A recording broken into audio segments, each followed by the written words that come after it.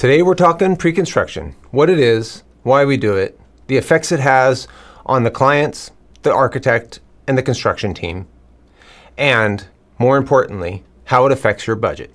So let's take it away.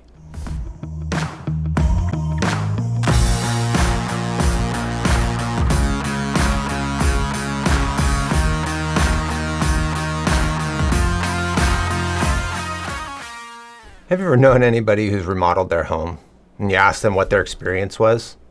It was probably something like, it was late, it was constantly over budget, it was chaos everywhere, we got change order after change order after change order, and really we were forced to make decisions at the switch of a moment, and it was just a miserable experience. You ever ask yourself why they had that experience? Well, think about it this way. The average house or a whole house remodel has about 30 subcontractors and about 20 suppliers. If we're talking about a full house with landscaping and everything, it may have 60 subcontractors and 40 different suppliers. A typical plan set, an architectural plan set coming from an architect, can have anywhere from 25 pages to 200 pages, plus 400 pages of spec notes in a big, thick book.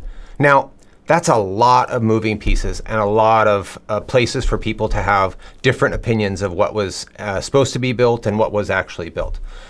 Well, pre-construction is all about organizing that chaos. It's about taking all of the unknowns of a construction project and moving them from construction, where things are difficult to do, they're always in a rush because you're always trying to stay on schedule, and moving them to the beginning of the project, to before construction starts, while the architect or the designer are really developing what are called the construction documents. So after the permit set has been submitted, but before we actually get a permit. And those construction documents include all the things that aren't on the permit set. Things like countertop materials or window schedule, and maybe the actual manufacturer of the window, the type of glass it has, the type of trim around the windows, the doors, the countertops. The number of materials is an enormous assembly. In fact, when we get ready for a job, we have a list of about 5,000 questions or 5,000 items that we have to answer. And of those 5,000, not every one of those 5,000 is relevant to a specific job. A smaller job maybe has 1,000, but a large estate job maybe has all 5,000 of those.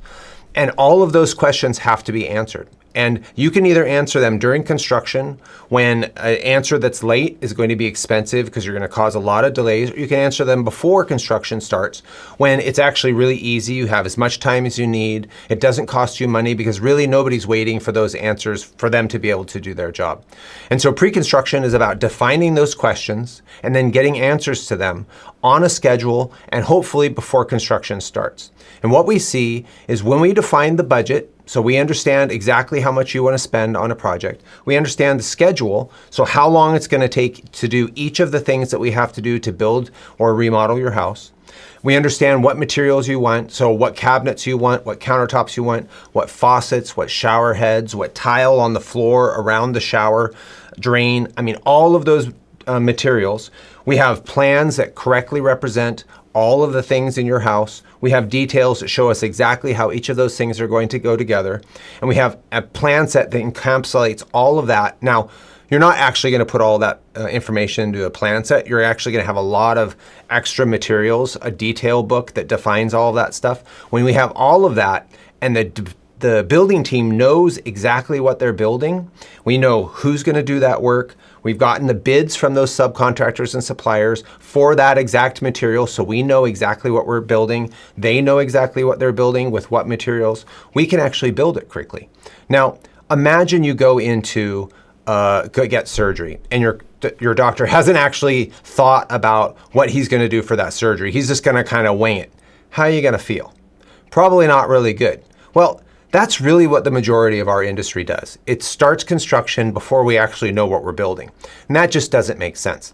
So if you want to make sure that your project is going to go as best as it can, that you understand how much money you're going to spend on that project, what your project is going to look like, how long it's going to take, who's going to do the work, where the materials are coming from, how much they cost, when they're going to be delivered, and all of that, so that you understand and the builder understands and the architect or the designers understand exactly what you're building, then you can be fairly confident that you're going to get exactly what you want.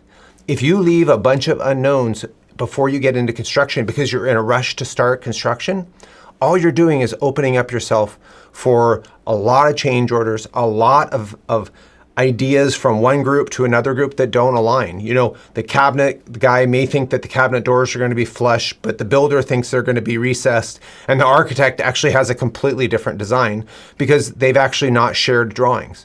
Without that information, there's no way that everybody's going to be aligned and you're going to have problems.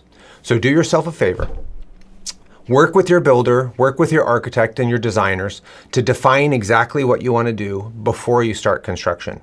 Get your budget, get fixed prices, get a material list, get a schedule. Have all that together before you start construction. And I guarantee you it'll be a much, much better experience. And it'll probably take a heck of a lot less time because you're going to have a lot less chances for the whole process to go wrong. If you're interested in learning more about building science or our recommendations for ways to do it better, please hit subscribe as we show you how to build a better way.